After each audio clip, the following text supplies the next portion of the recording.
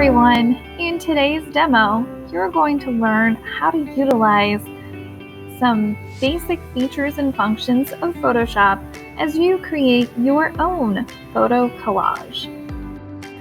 So in this demo, what you'll notice is that you're going to be utilizing pre-selected photos, but you can choose which of these photos you'd like to use in your collage. You must use a minimum of 3. So right now I have a couple sample images already pre-open.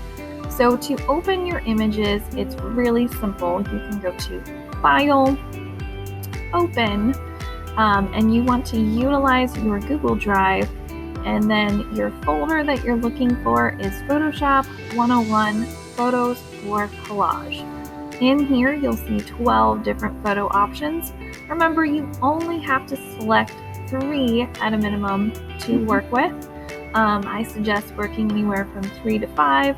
What you'll do is you simply click on whichever image you'd like to open and click Open. You'll notice that it will open up in a separate tab. One of the things that you'll notice is that if you have a lot of tabs open, you may not be able to see them all. So using these little arrow keys, you can see all of your different tabs that are open. So to start your collage, what you're going to do, I'm going to go ahead and close this out. I'm not going to save it. I'm going to start a new document. Go to File, New, and then over here you want to make sure you select 8 inches by 8 inches. So we're going to be working in a square format. Color mode is RGB, and that's fine. And we want our resolution to be 300. So it's a good habit to be in to stick with a resolution of 300 unless you need to do something specific for web purposes where we would reduce that size. Go ahead and click Create, and there you go. So this is essentially your canvas or your background space. This negative space in the outer edges is basically indicating where your canvas is and where it is not.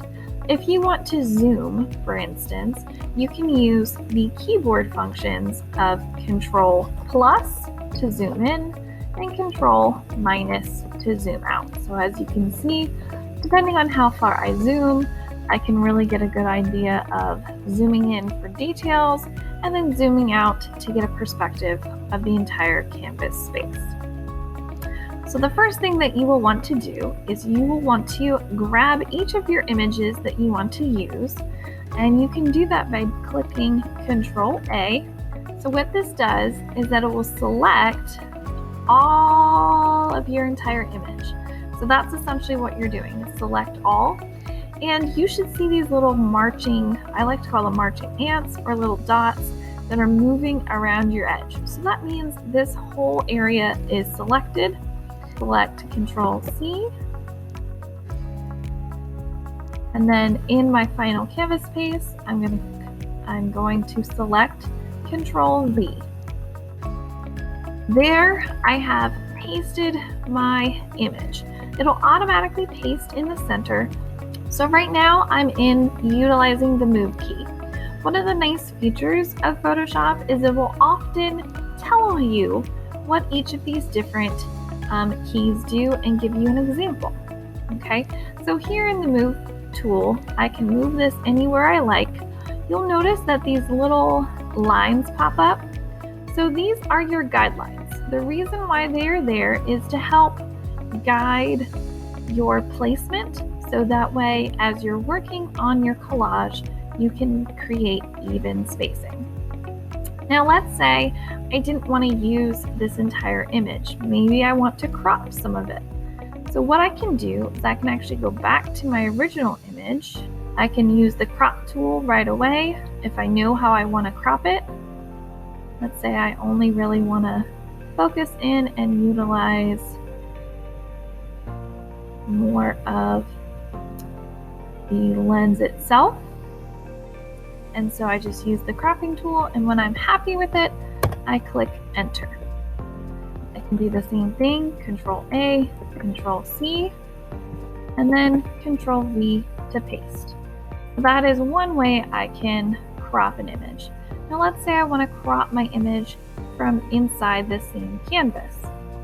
So I'm going to go ahead. You'll notice that with each of these photos, they're on different layers. So one of the things that's really confusing with Photoshop is that sometimes you can go, I want to move this and not move this.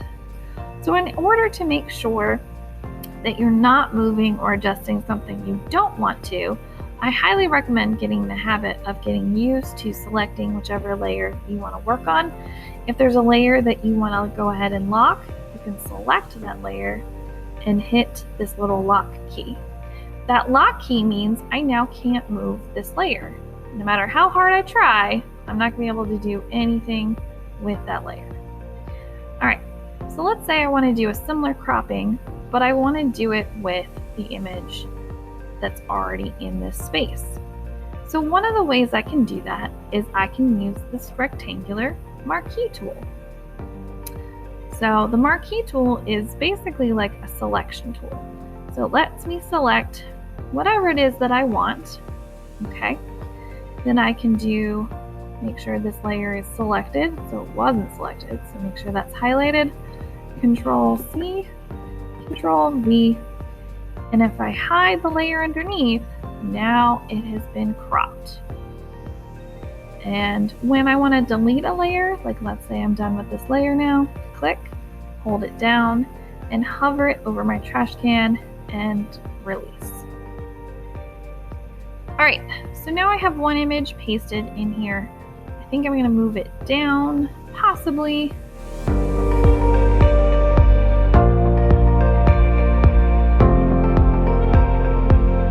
So one of the issues that I see with this image is I really want it to take up a little bit more space, and because it's white, I think I'm going to change the color of my background. That way this image will stand out a little bit more clearly. All right, so in order to change or resize an image, it's really simple. You use Control T, which is transform. As you can see, I can use the little indicators on the side. If you hold down the Shift key, what that will do is it will distort your image, as you see here. If you make a mistake, super easy. Control Z is essentially your undo button. All right, so let's say I wanted to color the background. How do I do that? I'm going to select on the background, but you'll notice it has that little lock on it. In order to unlock my background, I'm going to double click, and now it's layer 0, which is fine.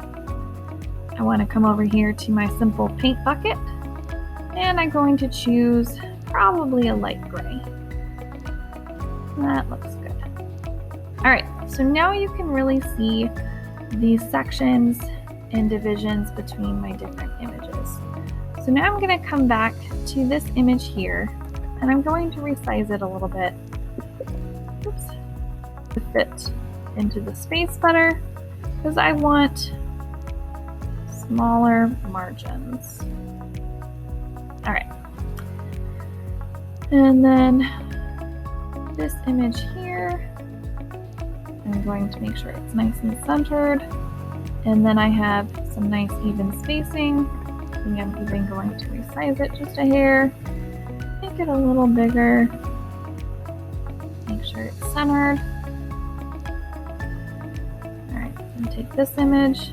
Now I'm going to use those guidelines. As you can see, I'm lining it up with this image edge to make that clear.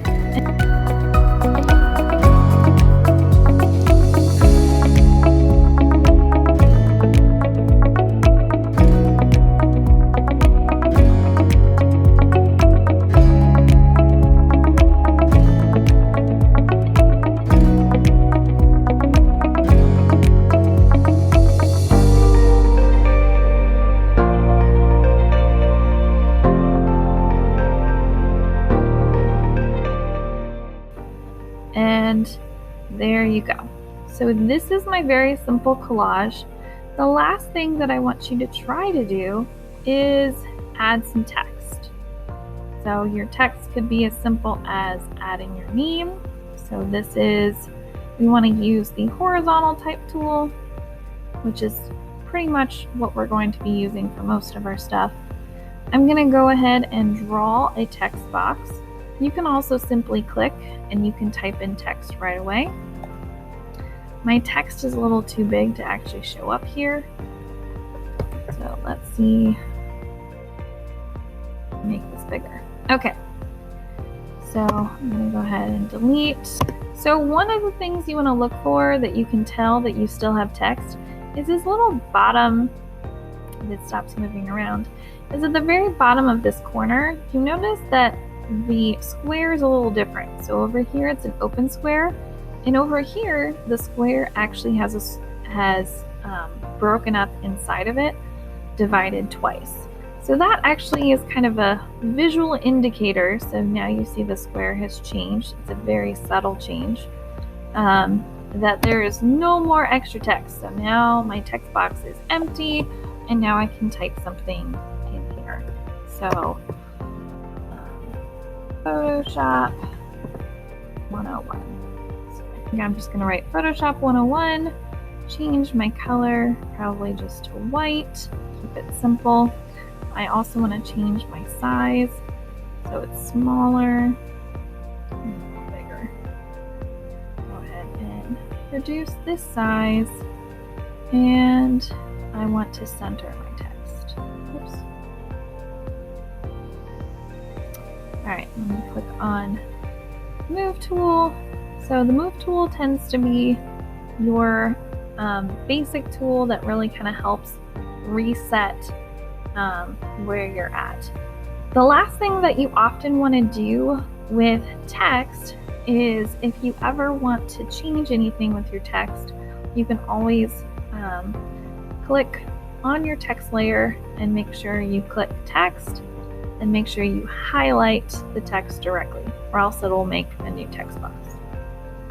So now that my collage is finished, the last thing I want to do is I want to save it. So I have all of these layers. What do I do with all of these layers? And I have a few that I'm not using. I can either delete them or I can ignore them. So the last thing you want to do is make sure that you first save your work. So I'm going to save my work to my Google Drive. So make sure you save it in Google Drive as a Photoshop file. Let's see, Photoshop 101 collage, and make sure this is in your files. So I would make sure that you find under Google Drive, My Drive, find whatever photography folder that you created for yourself, and then make a new folder. You can name it, Photoshop 101. And for the purposes of this, I'm going to say demo, because that is what I'm doing. I'm going to save this in here.